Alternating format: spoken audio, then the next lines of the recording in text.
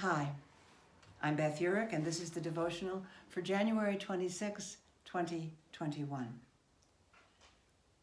Last week, I feared for the safety of the President and Vice President of the United States, all those present at the Capitol, and by extension, everyone from sea to shining sea. Thank God. The inauguration was splendid.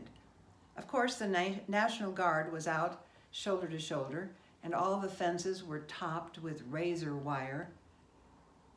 But the inauguration was wonderful. And for me, the highlight was our 22-year-old youth poet laureate, Amanda Gorman, reciting "The Hill We Climb."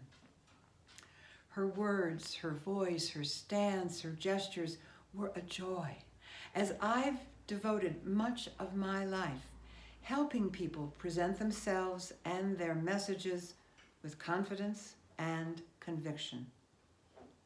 Amanda was magnificent, and I'm pretty sure that I will forever see her resplendent in a bright yellow coat and a bold red headband, which just happened to be the colors of the state flag of New Mexico.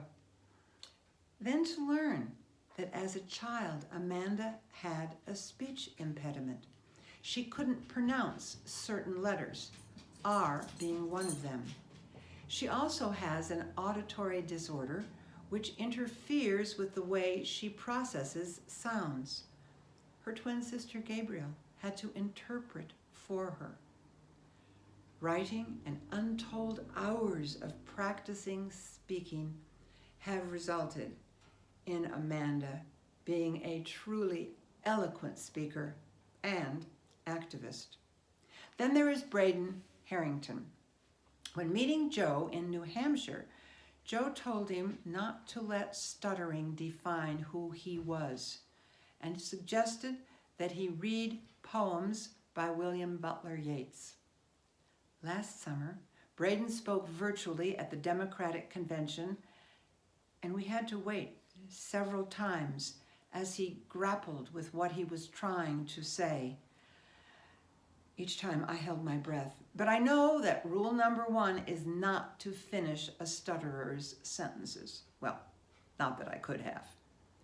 At last week's inauguration, 13-year-old Braden, donning a snappy plaid bow tie, recited part of John F. Kennedy's address of 1961, including, "My fellow Americans, ask not what your country can do for you.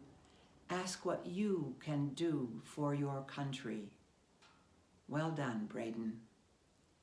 Of course, our new president, Joe Biden, also has suffered with stuttering, which he has overcome, although occasionally he hesitates and misspeaks.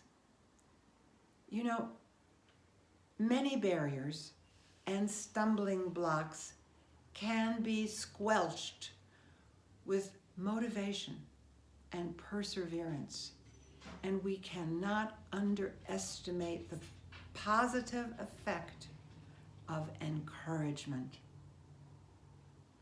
Amanda quoted the scripture, Micah 4:4, which tells us to envision sitting under our vine and fig tree. Yes, without fear.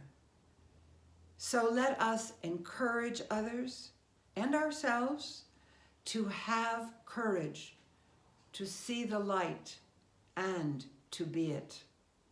Oh yes, we are the light.